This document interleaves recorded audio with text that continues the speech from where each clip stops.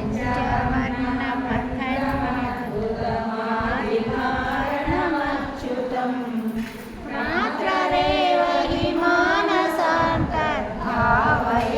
గురుపాదుకాం నిరంతరస్థితమక్షరం నిఖిలాత్మకం కేవలం పరిశుద్ధమేకమజన్మహి ప్రతిరూపకం బ్రహ్మతత్వవినిశ్చయం నిరతానుమోక్షసుఖోదకం మాత్రరేవ हि మానసాంతర్భావే గురుపాదుకాం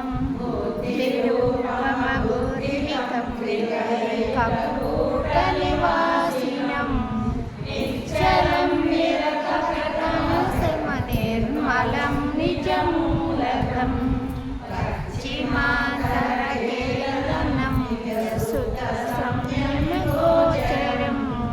మాత్రరేవ हि మానసాంతర్భావయే గురుపాదుకాం గతం విమలం మనోనివాసితం పరమాణుకం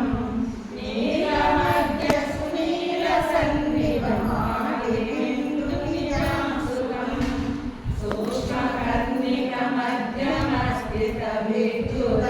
సూక్ష్మకర్ణికమధ్యమస్ఫితవిద్యుదాదివిభాసితం మాతరేవ हि మానసాంతర్భావయే గురుపాదుకాం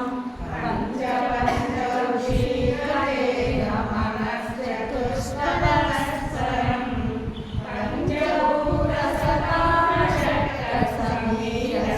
పంచభూతసతాశక్తసమీరశబ్దముఖేతరం పంచకోశగుణత్రయాది సమస్తధర్మవిలక్షణం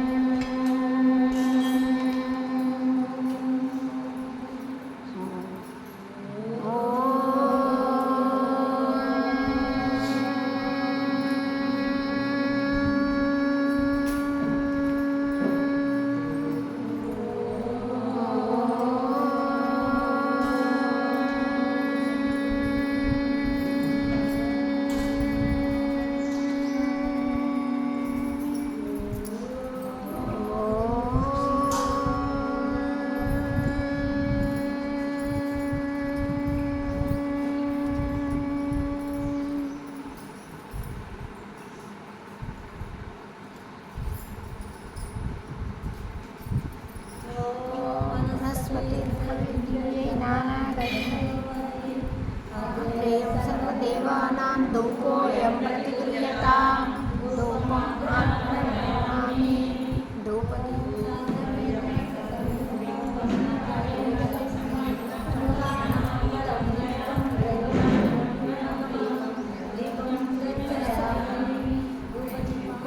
शुद्ध आचरणीयं समर्पयामि।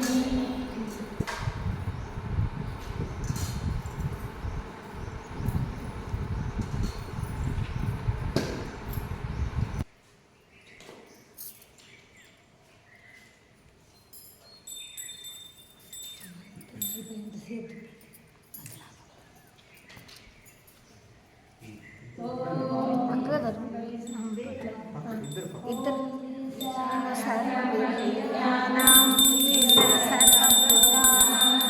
ब्रह्माधिपति ब्रह्मणोऽधिपति ब्रह्मा शिवो मे अस्तु सदाशिवो अन्तर्ज्योतिर्बहिर्ज्योतिर्ज्योतिः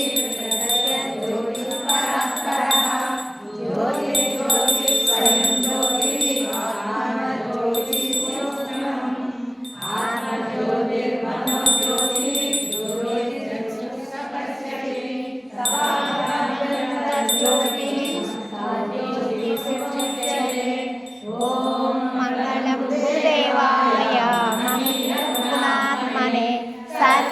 सर्वलोकशरण्याय साधुरूपाय मङ्गलम्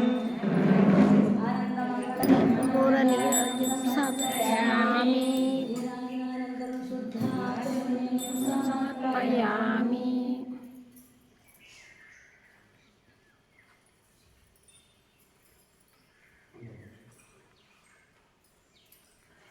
सद्गुरु महाराज की जय।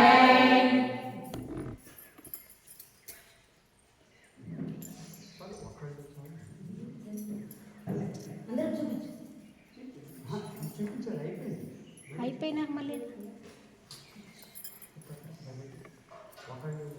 రాజాదిరాజాయ ప్రసన్నసాయినే నమో వై వై శరవణాయ గురుమయే సమేతామహ్యం కామేశ్వరో వై శ్రవణో దదాతు కుబేరాయ వై శ్రవణాయ మహారాజాయ నమః। ఓం తద్బ్రహ్మ ఓం తద్వాయు ఓం తదాత్మా ఓం తత్సత్యం ఓం తత్సర్వం ఓం తత్పురో నమః। అంతఃక్షరభూతేషు ధ్యాయాం విశ్వమూర్తిషు త్వం యజ్ఞస్త్వం వషట్కారస్త్వం ఇంద్రస్త్వం రుద్రస్త్వం విష్ణుస్త్వం బ్రహ్మస్త్వం జ్యోతిరస్త్వం బ్రహ్మస్వరూపం। ఓం నారాయణాయ విద్మహే వాసుదేవాయ ధీమహి తన్నో విష్ణు ప్రచోదయాత్। ఓం పురుషాయ విద్మహే మహాదేవాయ ధీమహి తన్నో రుద్ర ప్రచోదయాత్। ఓం గురుదేవాయ విద్మహే పరబ్రహ్మణే ధీమహి తన్నో గురు ప్రచోదయాత్। మంత్రపుష్పం సమర్పయామి। ఓం యాని కాని చ పాపాని తాని ప్రణశ్యతే అన్యథా శరణం నాస్తి త్వమేవ శరణం మమ తస్మాత్ కారుణ్యం రక్షో గురోత్తమ రక్షో గురోత్తమ।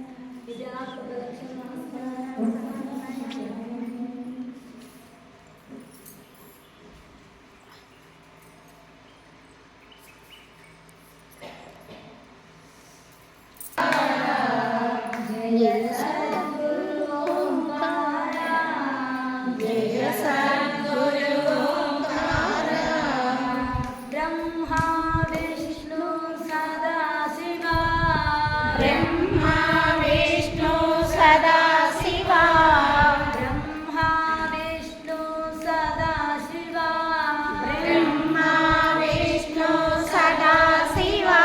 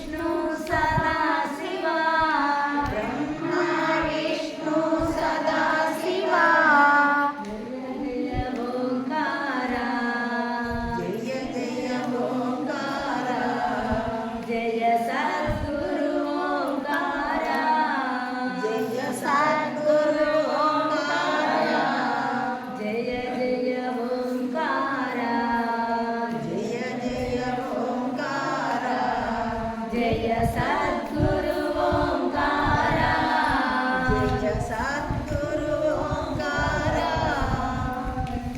బ్రహ్మ విష్ణు సదాశివ బ్రహ్మ విష్ణు సదాశివ బ్రహ్మ విష్ణు సదాశివ బ్రహ్మ విష్ణు సదాశివ హర హర శంభో మహదేవా హర హర శంభో మహాదేవ శివ శివ శంభో సదాశివ శివ శివ శంభో సదాశివ జయ గురు ఓంకార జయ జయ సద్గురు ఓంకార జయ గురు ఓంకార జయ సద్గురు ఓంకార జయ జయ సద్గురు ఓంకార జయ జయ సద్గురు ఓంకార జయ జయ సద్గురు ఓంకార జయ జయ సద్గురు ఓంకార బ్రహ్మ విష్ణు సదాశివ బ్రహ్మ విష్ణు సదాశివ సదాశివ సదాశివ సదాశివ సదాశివ బ్రహ్మ విష్ణు సదాశివ బ్రహ్మ విష్ణు సదాశివ హర హర శంభో మహదేవా హర హర శంభో మహాదేవ శివ శివ శంభో సదాశివ శివ శివ శంభో సదాశివ సదాశివ సదాశివ మహదేవా మహాదేవ మహదేవా మహాదేవ సదాశివ సదాశివ జయ గురు ఓంకార జయ జయ సద్గురు ఓంకార జయ ఓంకార జయ జయ సద్గురు ఓంకార సద్గురు మహారాజ్ की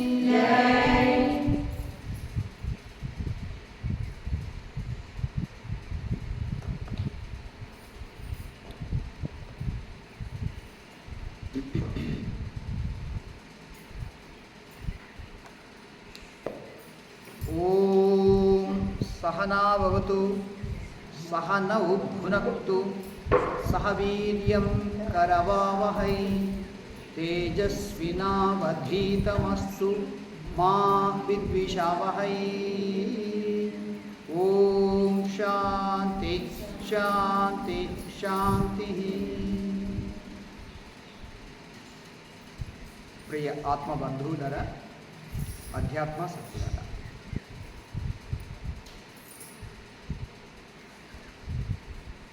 మీరు ఏదైనా ఒక కార్యం నిర్వహిస్తూ ఉన్నప్పుడు అనేక లోపాలు కనపడుతూ ఉంటాయి. కానీ మీకు తెలియచెప్పేది ఏమిటంటే తినగ వేము తీయగ నుండు అన్నట్టుగా మనం ఏ పని చేస్తున్నా ఏ కార్యం నిర్వహిస్తున్నా మనస్సు పెట్టి చేస్తూ ఉంటే నేర్చుకుంటాం. ఆ కార్యమే నేర్పిస్తుంది. ఒక పనిలో లేదా కార్యంలో కొన్ని రహస్యాలు ఉంటాయి. కర్మయోగం అంటే ఏమిటి, కర్మ అంటే ఏమిటి, కర్మ అంటే ఏమిటి. కర్మ అంటే బంధాన్ని కలిగించేది, కర్మ అంటే మామూలుగా చేసేది, కర్మయోగము అంటే అది మనల్ని విడిపించేది. దీని వెనుక ముఖ్యంగా ఉండాల్సింది ఏమిటంటే మనస్సు, ఆ భావన. సో అది కొన్ని రహస్యాలు ఉన్నాయి, అవి నేను అప్పుడప్పుడు మీకు చెప్తూనే ఉంటాను. కానీ ఏ పనులైనా సరే మనం బుద్ధిని అక్కడ పెట్టి చంచలత్వం లేకుండా ఒక పని చేస్తూ ఉంటే దాని నుంచి మనం నేర్చుకుంటాం. అలాగే సాధన కూడా మనం ఏకాగ్రతగా చేస్తూ ఉంటే అది మన లోపలికి తీసుకెళ్ళి బాగా తెలుసుకోండి. లోకంలో ఉండే 99% దేవుడు ఎక్కడున్నాడు అంటే అక్కడ కొండ మీద గుళ్ళో ఉన్నాడు అని భావిస్తారు. సో మతంలో కేంద్రం దేవుడు. ఆ దేవుడు ఎక్కడున్నాడు? తనకంటే వేరుగా, అన్యంగా, దూరంగా ఉన్నాడు. కానీ ఆధ్యాత్మికంలో దేవుడు ఎవరు అంటే నీలోనే ఉన్నాడు, నీ స్వరూపంగా ఉన్నాడు, నీవుగా ఉన్నాడు. అందువల్ల ఇక్కడ ఆధ్యాత్మికంలో విచారణ అంతా కూడా నిన్ను నువ్వు సరిచేసుకుంటావు. నీ వ్యక్తిత్వాన్ని దిద్దుకోవడం, ఆ వ్యక్తిత్వానికి కొన్ని అలంకారాలు నువ్వు జోడించాలి. భౌతిక అలంకారాలు కాదు, ఆధ్యాత్మిక అలంకారాలు. ఏమిటివి? సాధన చతుష్టే వివేకము, వైరాగ్యము, షట్ సంపత్తి, ముముక్షుత్వం. ఇవి ఈ జీవుడు యొక్క మీరు విచారణ చేస్తూ సాధన చేస్తూ ఉంటే, మీ లోపలికి మీరు ప్రయాణం చేస్తూ ఉంటే ఆ జీవుడే శివుడు అవుతాడు. ఆ జీవాత్మే పరమాత్మ.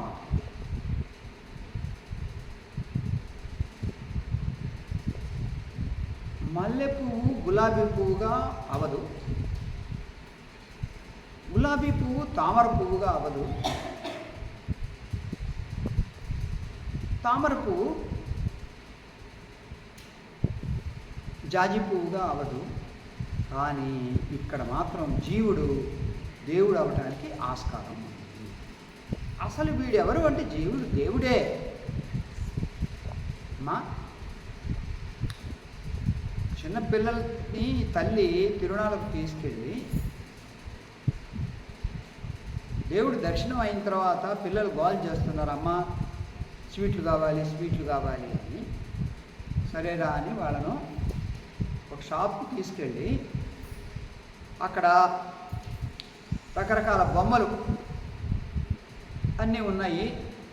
అవన్నీ ఒక్క పదార్థంతో చేస్తాయి. చిలుకలు ఉన్నాయి, కోళ్ళు ఉన్నాయి, చెట్లు ఉన్నాయి, తులసి చెట్టు, అది ఇంకా గుర్రాలు ఉన్నాయి. అని తలా ఒక పావు కేజీ ఇచ్చింది. తింటూ ఉన్నారు. ఒకడు తింటూ ఉన్నప్పుడు ఆ బొమ్మ కింద పడిపోయి కాలు ఇరిగి ఏడుస్తూ ఉన్నాడు. అయ్యో కాలు ఇరిగిపోయింది, కాలు ఇరిగిపోయింది. అప్పుడు అమ్మ ఆ కాలు ఇరిగిపోయినా కానీ అని ఆ కాలును కూడా వాడి నోట్లో పెట్టింది. అబ్బా ఇది తీగా ఉంది అని. సో బొమ్మ అంతా కూడా ఒకటే పదార్థం. అలాగే ఈ విశ్వం అంతా కూడా, ఈ విశ్వంలో ఉండే జీవుడు కూడా ఎవరు అంటే విశ్వం దర్పణ దృశ్యమాన నగరీ తుల్యం నిజాంతర్గతం. అంతా పరమాత్మ స్వరూపం. పరమాత్మ తప్ప అన్యముగా ఇంకేదైనా ఉందా? మనకు తైత్తిరీయ ఉపనిషత్తులో ఈ సృష్టి ఆవిర్భావం గురించి వస్తుంది.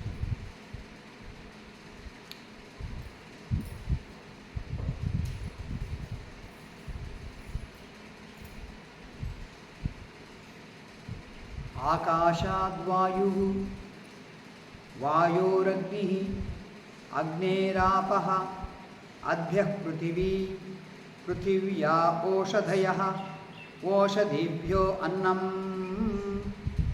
అన్నాత్ పురుషః స వా ఏష పురుషోన్నరసమయః స ఏవ ఆత్మా. పంచభూతాల యొక్క సృష్టి ఎక్కడి నుంచి వచ్చింది? పరమాత్మ నుంచి వచ్చింది, బ్రహ్మ నుంచి వచ్చింది. బ్రహ్మ అనే పదం వాడు. బ్రహ్మ అనే పదం ఎందుకు వాడుతున్నామంటే అన్నిటికంటే పెద్దది అని అర్థం. దాని నుంచే ఈ సృష్టి అంతా వచ్చింది. అందులో నుంచి ఆకాశం వచ్చింది, ఆకాశం నుంచి వాయువు, అగ్ని, అగ్ని నుంచి నీరు, నీరు నుంచి భూమి, భూమి నుంచి ఓషధులు, వనస్పతులు అంటే మొక్కలు, దానిలో నుంచి అన్నం, ధాన్యం, అది తినటం వల్ల ఇంద్రియం ఏర్పడి అక్కడ పురుషుడు తయారై వాడు పుడతాడు. ఇప్పుడు ఏమంటుందంటే ఉపనిషత్తు, వాడే ఆత్మస్వరూపము. రకరకాలుగా మారుతూ మారుతూ మారుతూ వచ్చింది. కనుక ఈ మనకు ఎన్ని గ్రంథాలు ఉన్నా కానీ ఎన్నో గ్రంథాలు ఉన్నాయి. అవన్నీ ఎవరి గురించి చెప్తున్నాయంటే నీ గురించి చెప్తున్నాయి. మొన్న అక్కడ 3 వారాలు ఉన్నప్పుడు అక్కడ బయట సమాచారం ఫోను ఏం లేదు కాబట్టి ఇంకా నా పని ఇదే, చదవటం రాసుకోవటం ఇదే పని. వివేకానంద స్వామి ఒక మాట చెప్తాడు, బలం బలం బలముగా ఉండు, పిరికితనం వద్దు. ఈ శరీరం నేను అనుకుంటే పిరికితనం, ఆత్మస్వరూపాన్ని నేను అనుకుంటే బలము. సోదరులారా, మీ యొక్క రక్త మాంసాలను పొంది నేను పుట్టాను కాబట్టి మీకు నిజమే చెప్తున్నాను. 1000 ఏళ్ల పాటు మనం పిరికి వాళ్ళముగా గడిపాము. ఆ పిరికితనాన్ని మతం అంతా నూరిపోసింది. ఉపనిషత్తు ఏం చెప్తుంది అంటే బలం అంటూ ఉంది. ఆ బలం ఎక్కడి నుంచి రావాలి? నీ నుంచే రావాలి. నీ వాస్తవ జ్ఞానాన్ని తెలుసుకోవటం ద్వారా రావాలి. ఈ శరీరం నేను అనుకున్నప్పుడు వెంటనే జ్ఞాపకం వచ్చేది నీ కులము, నీ గోత్రము, నీ లింగము, నీ యొక్క ఆస్తులు, ఇవి జ్ఞాపకం వస్తాయి. ఆ శరీరం ఒక పనిముట్టు మాత్రమే, అది ముఖ్యం కాదు. అది వాడుకొని వదిలేసేయి. అసలైంది ఏమిటి అంటే నీవు ఆత్మస్వరూపుడివి. దాన్ని తెలుసుకోండి.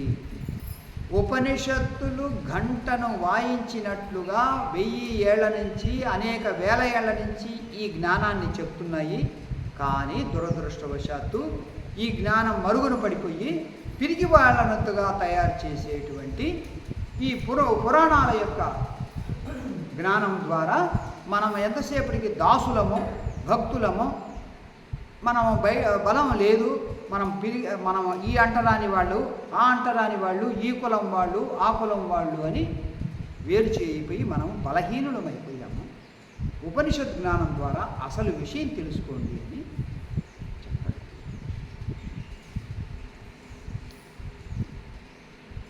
వినుకొండ వాళ్ళు ఎప్పుడు అంటూ ఉంటారు, స్వామీజీ ఈ జీవుడే ఆత్మస్వరూపం, ఆ ఆత్మే పరమాత్మ స్వరూపం అని.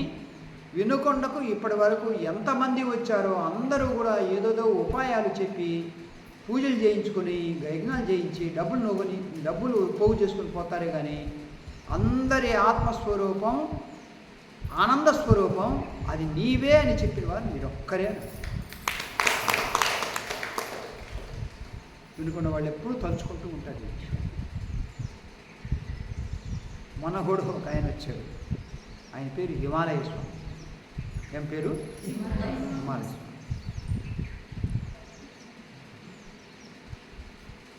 బాగా నాటకం ఆడాడు. 1 సంవత్సరం నమ్మకం కలిగించాడు. 2వ సంవత్సరం నడుస్తూ ఉంది. కొండ మీదకు రోడ్డు వేయిస్తాను, పెద్దది లలితాదేవి కట్టిస్తాను అని అంటూ నమ్మించి ఎన్నో కుటుంబాలను శిష్యులుగా చేసుకున్నాడు. 5 కోట్లు వసూలు చేసుకున్నాడు. రాత్రికి రాత్రి గల్లంతు లేదు. ఏమ్మా హిమాలయ రాత్రికి రాత్రి కాదు, ఎక్కడ అడ్రస్ కూడా లేదు.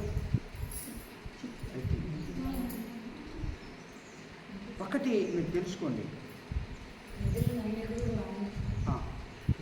ఇప్పుడు మనకు సోషల్ మీడియాలో, వాట్సాప్లో, యూట్యూబ్లో ఎంతమంది యొక్క ప్రవచనాలు వస్తున్నాయి. ఈ శాస్త్రి, ఆ శర్మ, వీళ్ళు వాళ్ళు వస్తున్నారు. ఒక్కళ్ళైనా కానీ ఇప్పుడు నేను చెప్పిన విషయం చెప్తారా? ఆలోచించండమ్మా. మీరు శ్రీమాత, శ్రీ మహారాజు, శ్రీమత్ సింహాసనేశ్వరి అంటే మీ కోరికలన్నీ కూడా, ఎందుకంటే అమ్మ మీకు నెరవేరుస్తుంది. ఆమెకు ఆ శక్తి ఉంది. మీరు చేయాల్సిందంతా ఏమిటంటే ప్రార్థన మాత్రమే. జపమైన ప్రార్థనైన అంతఃకరణ శుద్ధి కోసం వాడుకోవాలి, కానీ కోరికలు నెరవేరటం కోసం గనక మనం వాడుకుంటే తప్పకుండా మనము బోల్తా పడిపోతాము. ఇది ఒక విధంగా ఏమని చెప్పాలంటే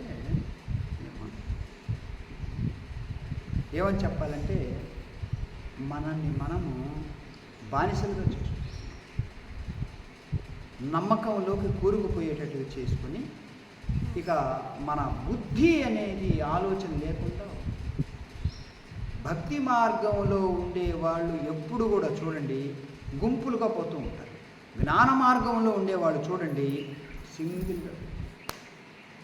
ఆ ధైర్యం వస్తుంది. ఎందుకు? విచారణ. అసలు విషయం ఏమిటనేది తెలుసుకుంటూ ఈ యొక్క అంశం గురించి నేను ఎన్ని విషయాలని చెప్పచ్చు. అక్కడ పుస్తకాలు చదువుతున్నప్పుడు ఒక టాపిక్ నేను తయారు చేశాను. అది ఇప్పుడు మీ ముందు ఉంచుతాను, కొంచెం వినండి మీరు. తర్వాత ఇంకా వచ్చే నెలలో ఎప్పుడో మనం విశ్లేషణ చేద్దాం. ఒక టాపిక్, కొన్ని పదాలు మీ ముందు ఉంచుతాను, వినండి బాగా. ఆచారాలు, సంప్రదాయాలు, జీవుడు, దేవుడు, దేవాలయము, పూజలు, భక్తి ఉత్సవాలు, స్నానాలు, మడి, పద్ధతులు, బొట్లు,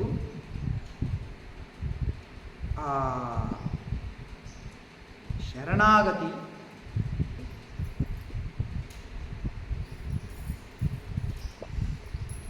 నమ్మకాలను పాటించటం, పారాయణలు, దర్శనము, ప్రసాదము, ప్రదక్షిణలు,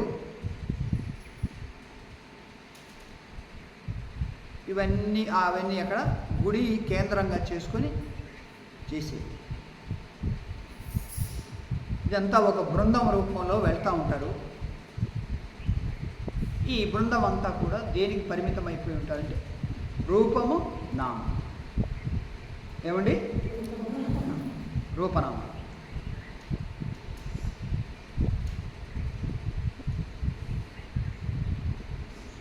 ఇది ఒక కేటగిరీ, ఒక తెగ.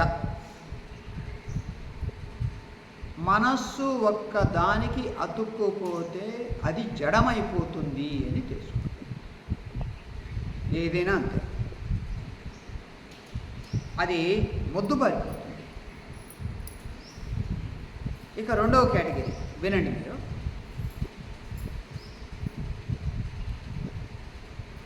జ్ఞానము,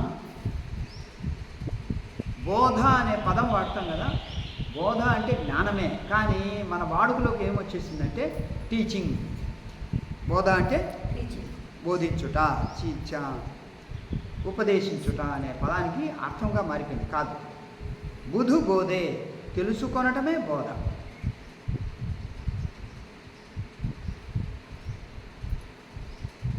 ఇప్పుడు జ్ఞానము లేదా బోధ అనే పదం చెప్పి రెండవ పదం అన్వేషణ, ఆత్మాన్వేషణ, నూతనంగా కనుక్కోవటం, దాంతోపాటే ఆవిష్కరణ అంటే కనిపెట్టడం. ఆవిష్కరణ అంటే కనిపెట్టడం. గతం, వర్తమానం, భవిష్యత్తు, మూడు కాలాలు. కారణము, కార్యము, ఫలితము, వాస్తవం, ఆలోచన, అవగాహన.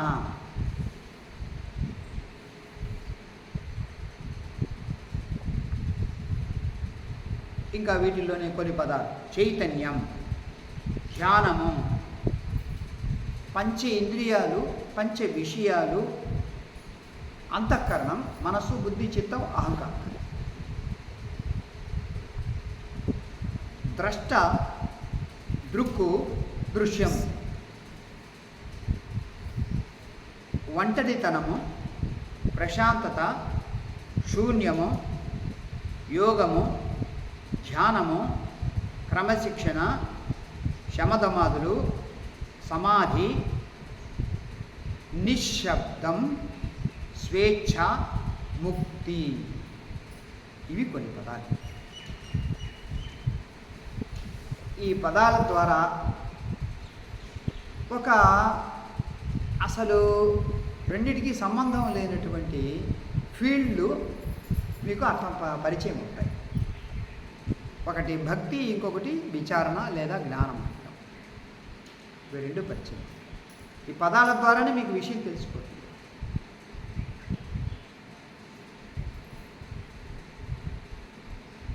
కొందరు నామసాధన చేస్తారు. అనేక చోట్ల దేవాలయాల్లో 24 గంటలు కూడా ఒక నామ సాధన ఉంటుంది. కొన్ని చోట్ల హరిరామ ఉంటుంది, కొన్ని చోట్ల నమశివాయ ఉంటుంది, ఇంకొన్ని చోట్ల కుసుమారనాథ అని ఉంటుంది. వాళ్ళ యొక్క దృష్టిని బట్టి వాళ్ళు చేస్తూ ఉంటారు.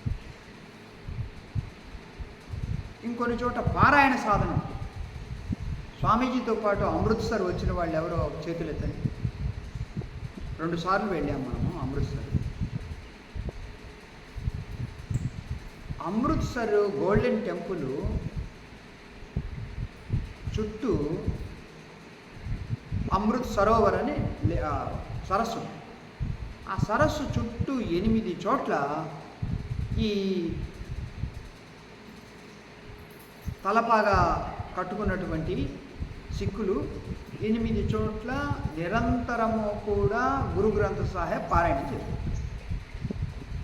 వాళ్ళ గ్రంథం, వాళ్ళ ప్రమాణ గ్రంథం ఏమ్మా గురు గ్రంథ సాహెబ్. సాహెబ్ అంటే గొప్పవాడు అని అంటాం. సాహెబ్ అంటే సాయిబు. సో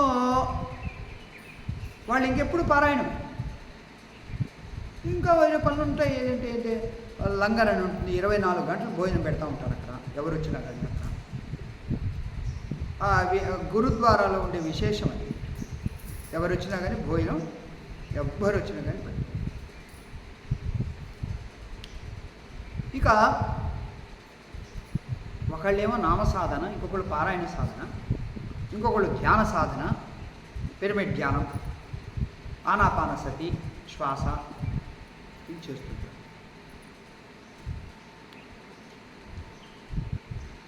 ఏ సాధన అయినా చేయండి, అది మీకు చిత్తశుద్ధినిచ్చి మీ స్వరూపంగా దగ్గరికి గనక తీసుకొచ్చింది అంటే అది సరైన సాధన. మీ స్వరూపం దగ్గరికి తీసుకొని రాకుండా అక్కడ తిరగాలి, ఇక్కడ మునగాలి, ఇక్కడ తీర్థం తీసుకోవాలి, ఇదే ధ్యాసలో ఉంటే మీరు అసలైన సాధన దగ్గరికి రాలేదు. సారవంతమైంది పట్టుకోలేదు. ఎక్కడెక్కడ తిరుగుతూ ఉన్నారు దొంగలు అంతే.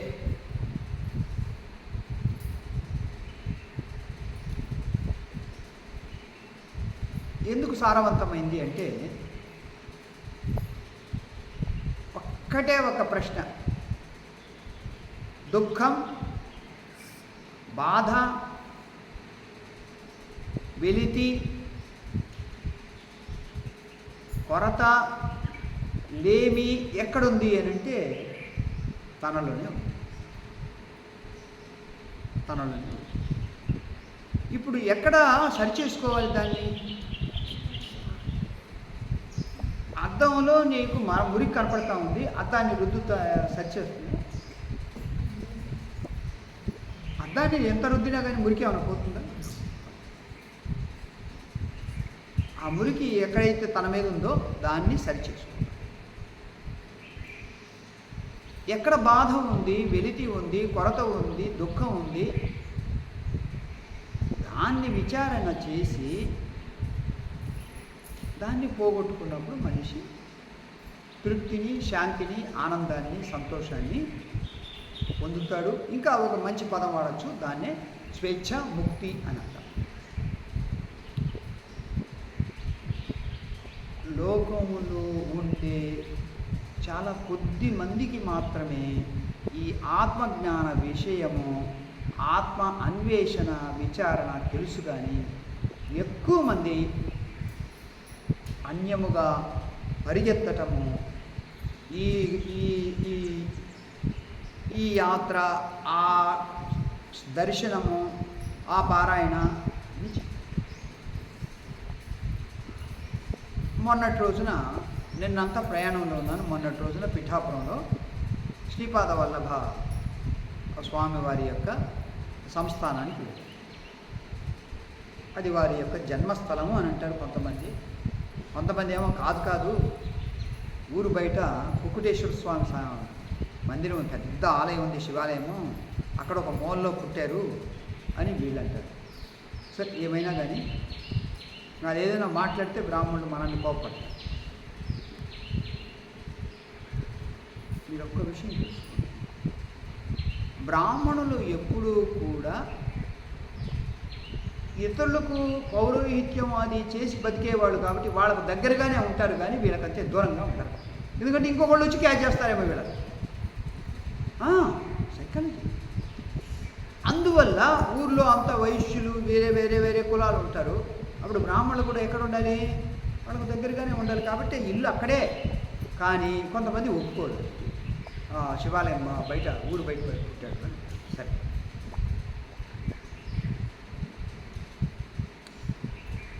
అక్కడ 5 మంది తెలుగు వాళ్ళు అయితే 95 మంది మహారాష్ట్ర నుంచి వచ్చేవాళ్ళు. మీరు వెళ్ళారమ్మా పిఠాపురం? భజనలు చేస్తుంటారు, అభంగాలు పాడుతూ ఉంటారు. మరాఠా భాషలో వాళ్ళు ఎక్కువ మంది వాళ్ళు. ఎందుకంటే ఈ పంచదత్తావతారాల్లో మొదటి అవతారం శ్రీపాద శ్రీవల్లభ స్వామి వారి యొక్క పిఠాపురం స్వామి. కనుక అక్కడ స్వామివారి ఎదురుగా అందరూ దర్శనానికి వస్తే ఆ పక్కన ఒక క్యాబిన్ ఉంది, దాంట్లో ఒక 60-70 మంది కూర్చోవచ్చు. అంతా వేసి పెట్టేశారు. ఎందుకంటే 1 గంటల కొద్ది కూర్చొని చదువుకుంటూ ఉంటారు పారాయణ, ఏది గురు చరిత్ర పారాయణమే చేస్తూ ఉంటారమ్మా. ఎన్ని రోజులు? వారం రోజులు, 8 రోజులు, 10 రోజులు పారాయణ. రోజుకి 8 గంటలు, 10 గంటలు పారాయణ. డెస్కులు ఉన్నాయి, ఆ పుస్తకం పెట్టుకుని అన్నీ వెతికాను నేను, ఏమైనా తెలుగు పుస్తకం కనబడుతుంది. ఏదీ లేదు, అన్నీ మరాఠీ పుస్తకాలు, అన్నీ వాళ్ళు చేస్తూ ఉంటారు. ఎందుకు అని అడిగారంటే, సమస్యలు పోవాలి. గురు చరిత్ర పారాయణం చేస్తే మా అమ్మాయి పెళ్ళి అవుతుంది, మా అబ్బాయికి ఉద్యోగం వస్తుంది, ఏదైనా అనేక కోరికలు అన్నమాట. సో వచ్చి అక్కడ పారాయణ, ముక్తి కోసం చేస్తున్నాను అనేది ఎవరికి? ముక్తి కోసం పారాయణం కాదు, ముక్తి కోసం విచారణ చేయాలి. అసలైన బాధ, ప్రశ్న, దుఃఖం, వెలితి, కొరత ఎక్కడుందో దాన్ని విచారించండి. అప్పుడు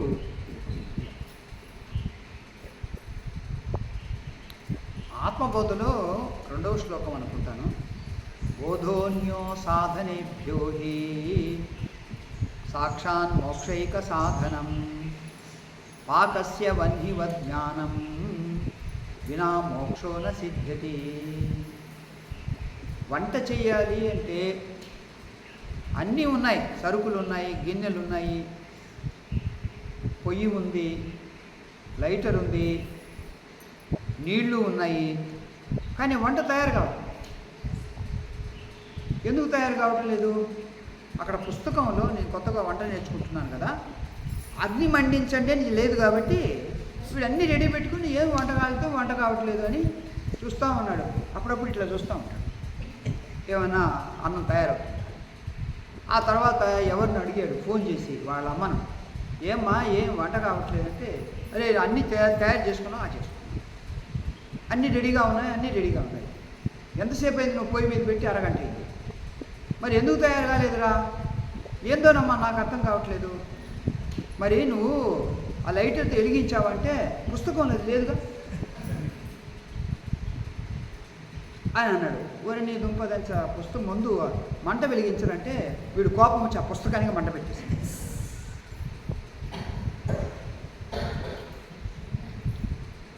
సో వంట చేయటానికి మంట ఎట్లాగైతే ముఖ్యమో అలాగే జ్ఞానాన్ని పొందటానికి ఆత్మ విచారణే ముక్తి పొందటానికి జ్ఞాన విచారణ, అహం పరిశోధన, ఆత్మ విచారణ. ఇది చాలా, ఇది ఎవరికి తెలియదు. ఎంత పెద్ద బొట్లైనా పెట్టుకోండి అంటే, ఎంత డబ్బులు ఖర్చు పెట్టి పట్టుబట్టలు కట్టుకోండి అంటే, ఎంత ఖర్చు పెట్టైనా కానీ రాత్రంతా ప్రయాణం చేసి కొండ ఎక్కండి అని అంటే ఎక్కుతారు. ఒక రోజంతా క్యూలో ఉండండి అంటే ఉంటారు, దర్శనం చేసుకుంటారు, వస్తారు. అదే వెలితి, అదే కొరత, మళ్ళీ వచ్చే సంవత్సరం పోవటం, వచ్చే సంవత్సరం పోవటం.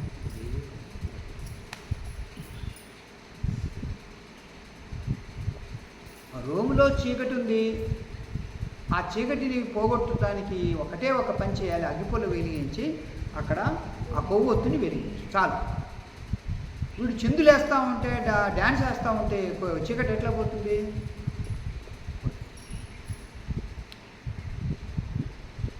ఈ జ్ఞాన విచారణ అనే దగ్గరికి వచ్చినప్పుడు డైరెక్ట్గా దుఃఖాన్ని తొలగించేది జ్ఞానము, కానీ దానికి దగ్గరగా సహకరించేది ఏమిటి అంటే ధ్యాన సాధన, తనను తాను ప్రక్షాళన చేస్తుంది. అయితే సరిగ్గా చేయాలి. ఏదో చేస్తున్నాము, సంవత్సరం గడిచింది, 5 ఏళ్ళు గడిచింది, 10 ఏళ్ళు గడిచింది అంటే లాభం. సరిగ్గా చేయాలి. ఆ ఏకాగ్రత రావాలి. ఆ ఏకాగ్రత వచ్చినప్పుడు నీ లోపల నుంచే నీకు ఆనందం కలిగినప్పుడు, ఆనంద బాష్పాలు రాలినప్పుడు అది అసలైన ధ్యాన సాధన. ఆ ప్రక్షాళన కావాలి. అనేక విధాలు నీ అంతా నువ్వు తెలుసుకోవాలి.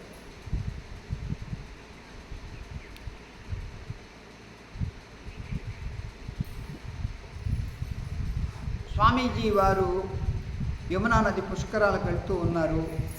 అందరికీ అవకాశం ఇచ్చారంటే 70 మంది పేర్లు ఇస్తారు. స్వామీజీ వారు ఈరోజు పౌర్ణమికి 2-3 గంటల సేపు ధ్యానంలో కూర్చోబెడతారంటే 3 కూడా పేర్లు. ఎందుకు అనంటే మోకాళ్ళు తిరగటానికి ఇక్కడేం లేవు, మోకాళ్ళ నొప్పులు లేవు, అడ్డు రావు, డబ్బులు ఖర్చు ఏమీ అడ్డు రాదు, ఏది రాదు. సో ఇది మనసు కాదు.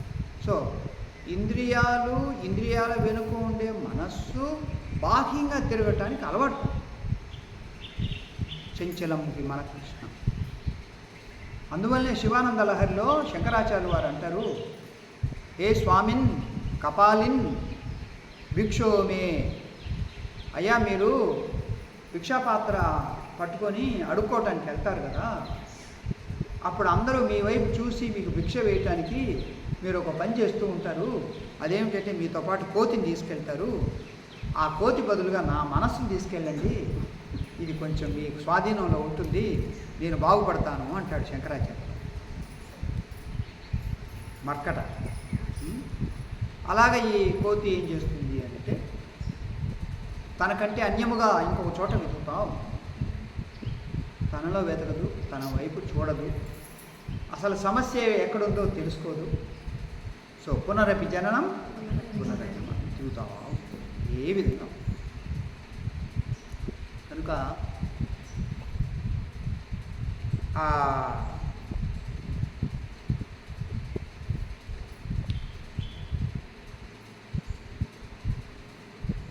ఒక సాధన మీకు ఒక రూపంలో వచ్చినప్పుడు దాన్ని పట్టుకొని ఎదగండి, ముందుకెళ్ళి నేర్చుకోండి, అక్కడే అయిపోదు. ఇప్పుడు మీరు బాణాలు గురి చూసి వేసేటువంటి ప్రాక్టీస్ చేస్తుంది. ఇక్కడ వేస్తారు, ఆ బోర్డు అక్కడ ఉంది. మొదట్లో అక్కడ ఇక్కడ కొడతా ఉంటారు, ఆ రౌండ్స్లో ఎక్కడో ఎక్కడ కొడతారు. చివరికి సరిగ్గా కేంద్రంలో ఆ ఎర్ర చుక్క మీద కొడతారు.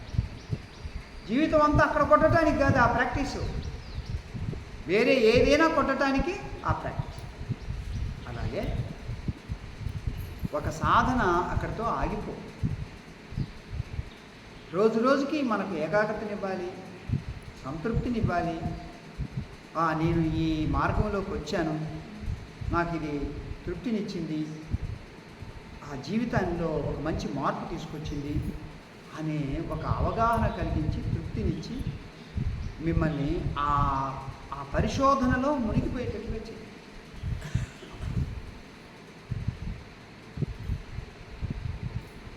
ఈ ఆధ్యాత్మిక జ్ఞానం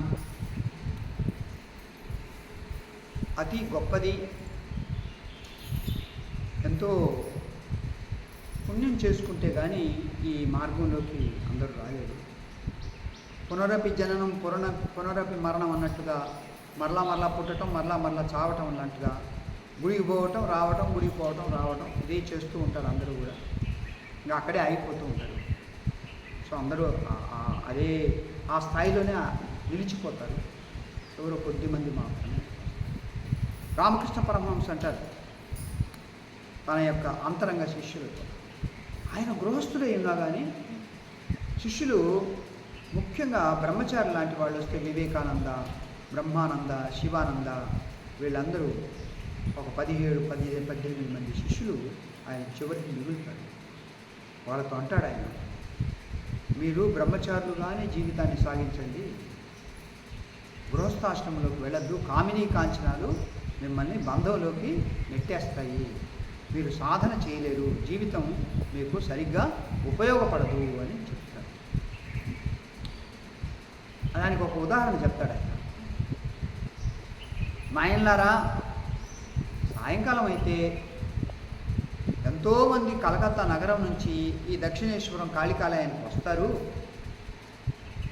వాళ్ళందరూ ఎక్కువ మంది గంగానది ఒడ్డును కూర్చొని పిచ్చాపాటి మాట్లాడుకొని పడవల్లో తిరిగి బురుగులు తిని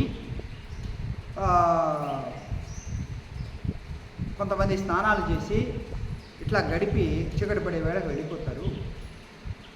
కొంతమంది ఏమో ఈ దక్షిణేశ్వరం యొక్క ప్రాంగణంలోనూ తోటలోనూ తిరుగుతూ ఉంటారు, అక్కడ విహరిస్తారు. కొంతమంది మెట్ల మీద కూర్చుంటారు, అమ్మవారి కాళికాదేవి ఆలయం యొక్క మెట్ల మీద కూర్చుంటారు, అక్కడే ఉంటారు. కొంతమంది అమ్మవారిని దర్శించుకుంటారు. ఎవరో పుణ్యాత్ములు ఒకళ్ళు ఇద్దరో నా దగ్గరికి వచ్చి నేను చెప్పే మంచి మాటలు వింటారు. రామకృష్ణ పరమహంస గృహస్థుడై ఉన్నా కానీ ఎప్పుడూ కూడా శుద్ధమైన భక్తి, వైరాగ్యం, వివేకం దీని గురించి చెప్తుంది. ఆయన బోధామృతం చదవండి కాబట్టి. కనుక ఈ ఆధ్యాత్మిక జ్ఞానంలో దీన్ని సత్యాన్వేషణ అనండి, ఆత్మవిచారణ అనండి, అంతఃశోధన ఏమండి, అంతఃశోధన,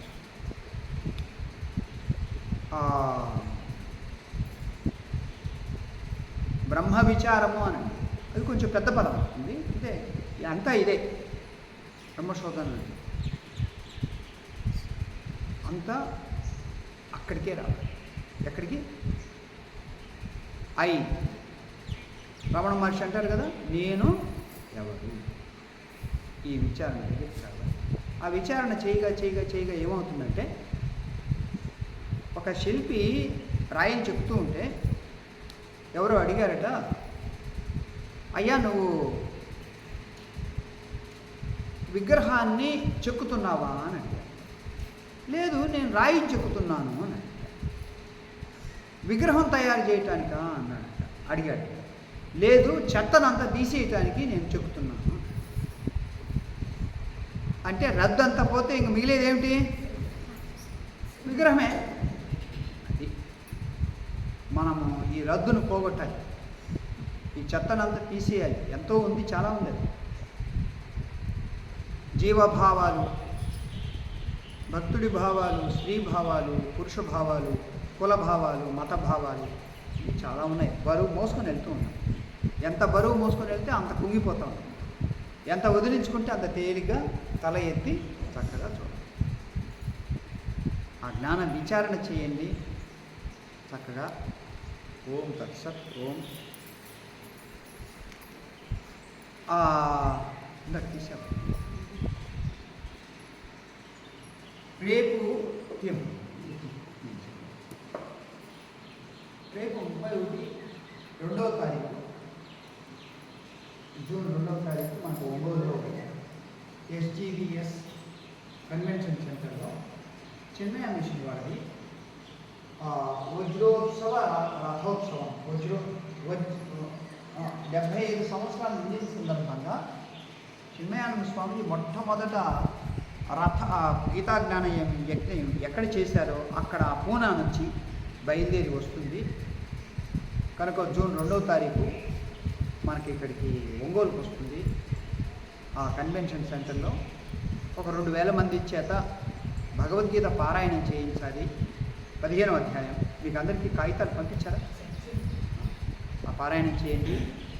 స్వామీజీల యొక్క ఉపన్యాసాలు ఉంటాయి, చాలామంది వస్తారు. ఆ తర్వాత అందరికీ వచ్చిన వాళ్ళందరికీ భోజనాలు కూడా ఉంటాయి, అక్కడే చేదురు. కానీ తర్వాత మీకు నిర్వాహకులే మీ యొక్క వాహనం ఖర్చులన్నీ కూడా వాళ్ళే భరిస్తారు. మన వాళ్ళందరూ కూడా ఈ శంకర సత్సంగం చీరలు కట్టారు. రేపు యాత్రకు వచ్చినప్పుడు కూడా అందరూ కూడా పురుషులు తెల్ల డ్రెస్సులను, ముఖ్యంగా ఆ యాత్ర చేసిన ఆ బృందావనంలో ఉన్న 3 రోజులు, మొత్తం 4 రోజులు మనం ఇంకా మిగతావి చూడటానికి కూడా ఒకటి. మరియు పురుషులు తెల్ల దుస్తులను, పంచ మరియు ఉత్తరీయం, తెల్ల చొక్కాది.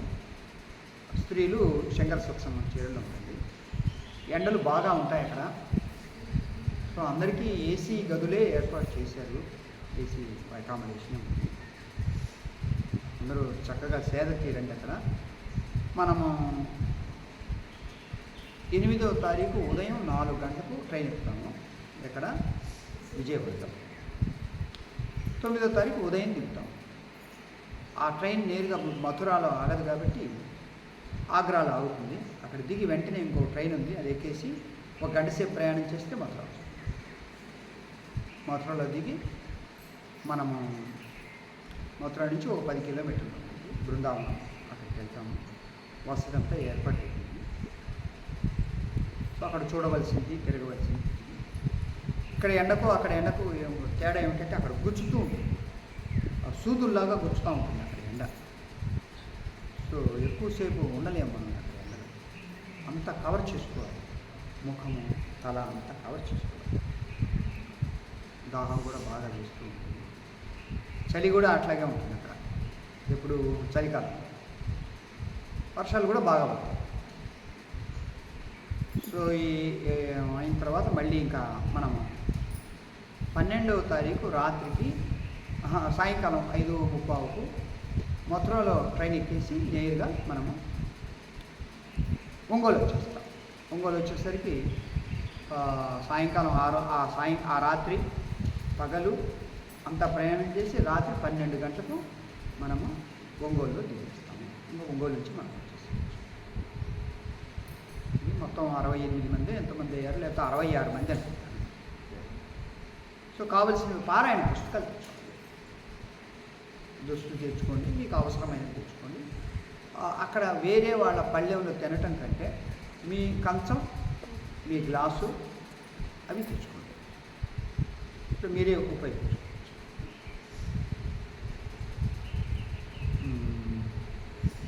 ఇంకేదైనా సందేహం ఉంటే అడగండి.